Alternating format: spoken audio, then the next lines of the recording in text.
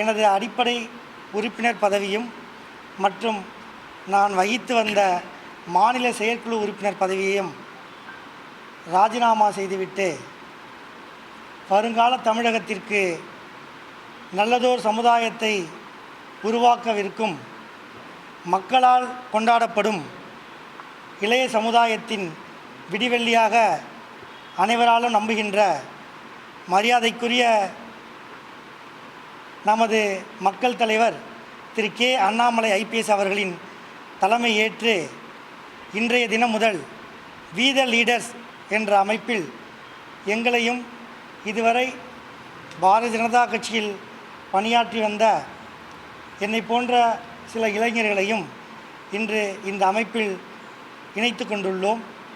இனி வரும் காலங்களில் இந்த வி த லீடர்ஸ் அமைப்பை திருச்சியில் உள்ள 9 தொகுதிகளிலும் கிராமப்புறங்களிலும் கொண்டு சென்று மக்கள் தலைவர் அண்ணாமலையாரின் கரங்களை வலுப்படுத்த உறுதுணையாக இருப்போம்.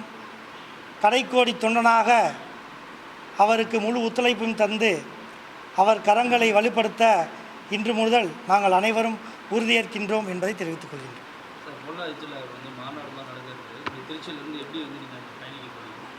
இன்றைய தினம் அதற்கான ஆலோசனை கூட்டமும் இப்பொழுது நடத்த உள்ளோம்.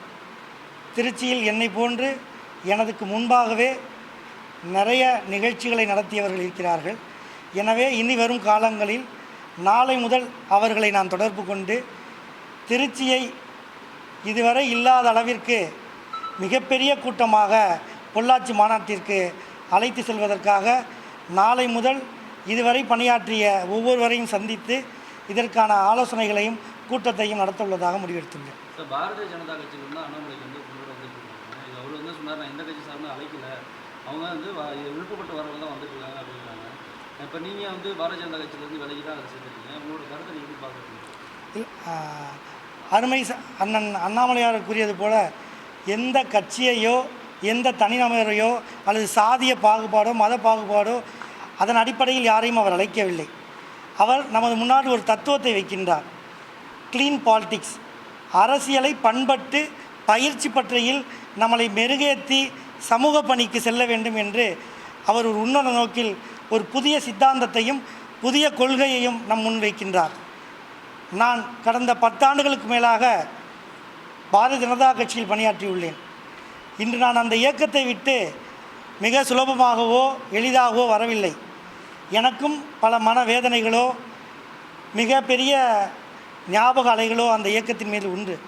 ஆனால் இன்று தமிழகமோ தமிழக மக்களோ அவர்கள் எதிர்பார்க்கும் தத்துவம் நம்மிடம் இல்லையோ என்ற ஒரு ஐயம் மட்டுமே. மற்றது போல அருமை சகோதரர் தலைவர் அண்ணாமலையார் அவர்கள் எந்த உள்நோக்கத்திலும் பாஜகவையோ அல்லது வேறு எந்த இயக்கத்தையோ சிதைத்து தான் வளர வேண்டும் என்ற ஒரு தேவை இன்று இல்லை. ஏன் அப்படி சொல்கின்றேன் என்றால், உங்கள் அனைவருக்கும் தெரியும், இதுவரை அவர் எந்த கொள்கையை தூக்கி பிடிக்கப் போகிறார், எந்த சித்தாந்தத்தை நாம் முன் வைக்கப் போகிறார் என்ற எதுவும் கிடையாது. அவர் பேசிய 20 நிமிட காணொளி மட்டும்தான். தூய அரசியலை நாம் தமிழகத்துக்கு தர உள்ளோம் என்று கூறிய பலர் மத்தியில் நேர்மை அரசியலை தர உள்ளேன் என்று அவர் கூறினார். அந்த ஒரே எண்ணத்தில் இன்று வரை நான் சொல்வது சரியாக இருந்தால் 19 லட்சத்தை நெருங்கி வென்றுள்ளது. ஒரு 19 லட்சம் மக்கள் எந்தவித தத்துவமும் எந்த சித்தாந்தமும் எந்த கட்டமைப்பும் இல்லாமல் தனிநபரை நம்பி இந்த தமிழக அரசியலில் வந்தது இதுதான் முதன்முறை. நிச்சயமாக வரும் காலம் மக்கள் தலைவர் அண்ணாமலையாரை நோக்கி தான், அதில் எல்லளவும் சந்தேகமில்லை. எனவே நாம் போன்ற இளைஞர்கள், நான் இந்த பாரதிய ஜனதா கட்சியில் பணியாற்றிய பொழுது இளைஞர்களின் எண்ணிக்கை மிக குறைவு. அன்று ஒரே தலைவன் பாரத பிரதமர் மோடி அவர்களின் பின்பத்தினால் மட்டுமே அன்று இளைஞர்கள் ஏற்பட்டு வந்தார்கள். அதுபோல இன்று நரேந்திர மோடி அவர்களைப் போல தமிழகத்தில் ஒரு நரேந்திர மோடியாக திரு அண்ணாமலை அவர்கள் வருவார் என்ற நம்பிக்கையின் பேரிலேயே லட்சோப லட்சம் மக்கள் அவரை சார்ந்து வருகின்றார்கள். பொதுமக்கள் இடையில விஜய் வந்தார், ஏடிஎம்கே காலியாச்சு, அண்ணாமலை வராரு, டிஎம்கே போக போகுதுன்னு சொல்லி ஒரு பேச்சு ஓடிட்டு, இதை நீங்கள் எப்படி பார்க்குறீங்க? இல்லை, நிச்சயமாக கடந்த பேட்டியில் தலைவர் கூறியிருந்தார், நான் யாரையும் அழித்தோ இல்லது நான் ஆட்சிக்கட்டில் அமர வேண்டுமோ என்ற அடிப்படையில் நான் அரசியலை தொடங்கவில்லை. மக்களுக்கு அரசியல் ஞானம் கிடைக்க வேண்டும், மக்கள் பணி செய்ய வருபவர்களுக்கு அரசியல் ஞானம் வர வேண்டும். எனவே ஒவ்வொருவரையும் பயிற்சி பட்டறையில் திருத்தி அவர்களை பண்பட்ட அரசியல் தலைவராக்கி ஒவ்வொருவருமே தலைவர் என்ற அதன் அடிப்படையில் தான் அவர் அமைக்கின்றார். எனவே அவரின் அரசியல் நிச்சயமாக மாற்று அரசியலாக இருக்கும். அது மரியாதைக்குரிய முதல்வர் விஜய் அவர்கள் கொண்டு வந்த அரசியலாக இருக்காது. நிச்சயமாக இது பண்பட்ட அறிவார்ந்த அறிவு கூட்டமாக தான் இருக்கும் என்பதில் எனக்கு மாற்று கருத்தில்லை.